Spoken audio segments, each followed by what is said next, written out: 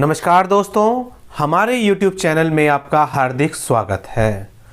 दोस्तों, आज हम बात करेंगे कि मेष राशि के भाई बहनों के लिए कौन से रत्न पहनना फ़ायदेमंद रहता है। वो कौन सा रत्न धारण करें जिससे उनके जीवन में सकारात्मक परिवर्तन आने लगे। तो जो भी भाई बहन मेष राशि के हैं, अगर उनकी कुंडली बनी हुई है तो अपनी कुंडली खोलकर बैठ जाइए, और नहीं भी है तो भी कोई बात नहीं है, क्योंकि आज के वीडियो में हम विस्तार से चर्चा करने वाले हैं। तो मेष राशि के जो भाई बहन हैं उनके लिए हम सबसे पहले रत्न के बारे में बात करेंगे, मूंगा रत्न।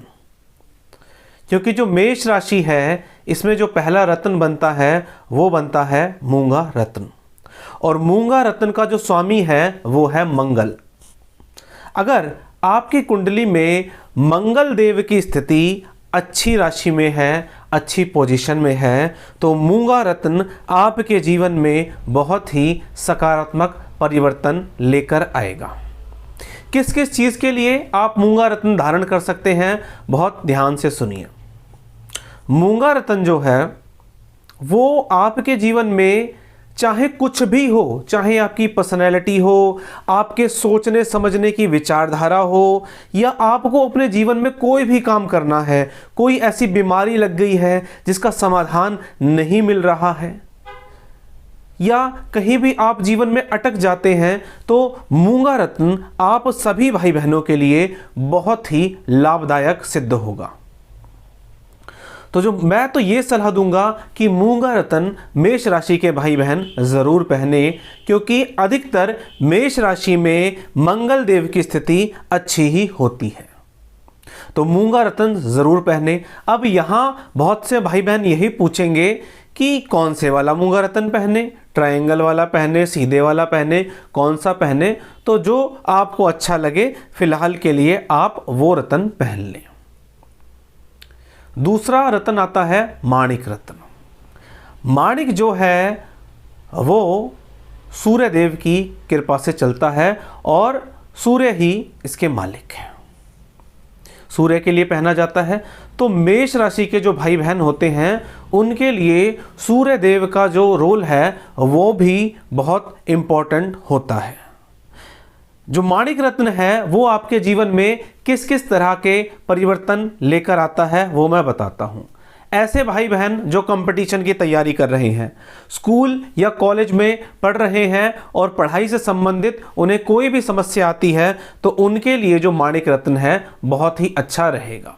अगर उनके पिता से संबंध उनके ठीक नहीं चल रहे, या पिता जैसे दिखने वाले व्यक्ति से अगर उनके संबंध ठीक नहीं हैं, तो ये मूंगा रत्न आप सभी भाई बहनों के लिए बहुत ही अच्छा सिद्ध होने वाला है।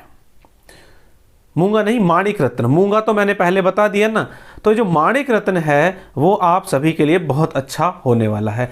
ऐसे भाई बहन जो बड़े शिक्षा की तैयारी कर रहे हैं, बड़े कंपटीशन की तैयारी कर रहे हैं, जैसे कि IPS, IAS या किसी भी ऐसे अधिकारी पोस्ट की तैयारी कर रहे हैं, उनके लिए माणिक रत्न बहुत ही अच्छा रहेगा।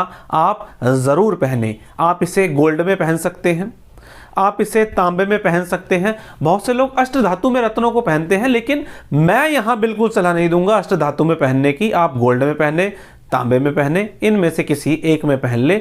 निश्चित तौर पर आपके लिए ये लाभदायक रहेगा ही रहेगा। एक बात और, अगर आप माणिक रत्न पहनते हैं और किसी अच्छे कंपटीशन की तैयारी कर रहे हैं, गजेटेड रैंक की तैयारी कर रहे हैं, तो आप सूर्य के समान बनिए। जिस प्रकार सूर्य देव सभी के लिए एक जैसे भाव रखते हैं, ऐसे अपने मन में भाव रखें, किसी के लिए गलत भाव न रखें, और अपनी जो दिनचर्या है वो बिल्कुल सूर्य देव की तरह ही रखें।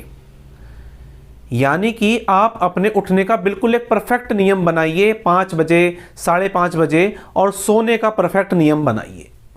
और आपके जो विचारधारा है, आपका जो समय है, उसकी एक वैल्यू होनी चाहिए, तभी ये माणिक रत्न और सूर्य देव की कृपा आपके ऊपर बरसेगी।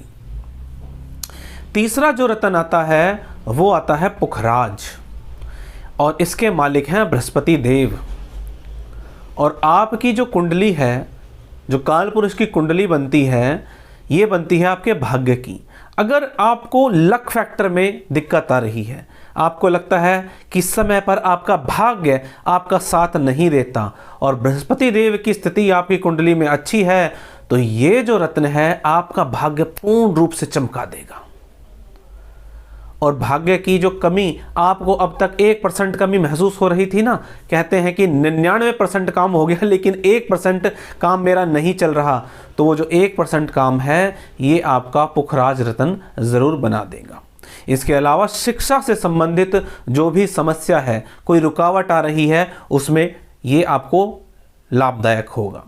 अगर आपके बड़े बुजुर्गों से या आपके टीचर से, प्रोफेसर से आपके रिलेशन ठीक नहीं है, तो ऐसी स्थिति में भी ये आपको अच्छा ही फल देगा।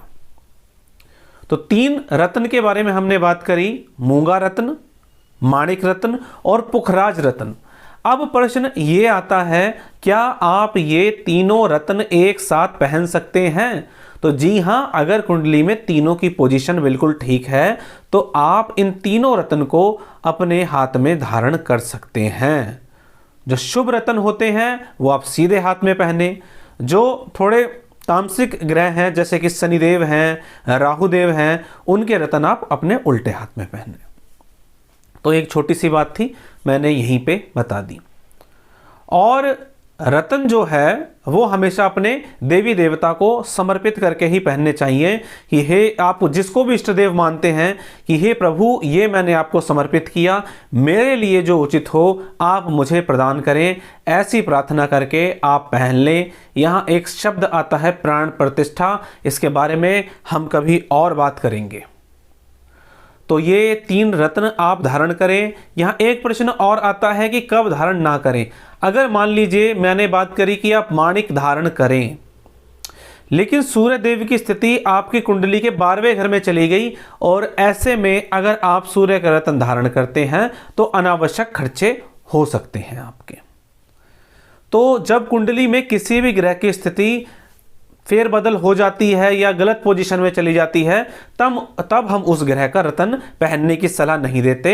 तब हम ये कहते हैं कि आप उसकी पूजा अर्चना करिए, उसी से आपको लाभ मिलेगा। ठीक है, तो आशा करता हूं आपने अपनी कुंडली से मिलान किया होगा, और अगर कुछ भी समझ नहीं आया तो आपके जो कमेंट्स हैं उनका पूर्ण रूप से स्वागत है, आप मुझसे पूछ सकते हैं। और कुंडली विश्लेषण के लिए आप हमसे स्क्रीन पर दिए गए नंबर पर संपर्क कर सकते हैं। चलिए दोस्तों, आज के वीडियो में इतना ही। मिलेंगे इसी तरह की जानकारी के साथ अपने अगले वीडियो में। तब तक के लिए जय श्री राम।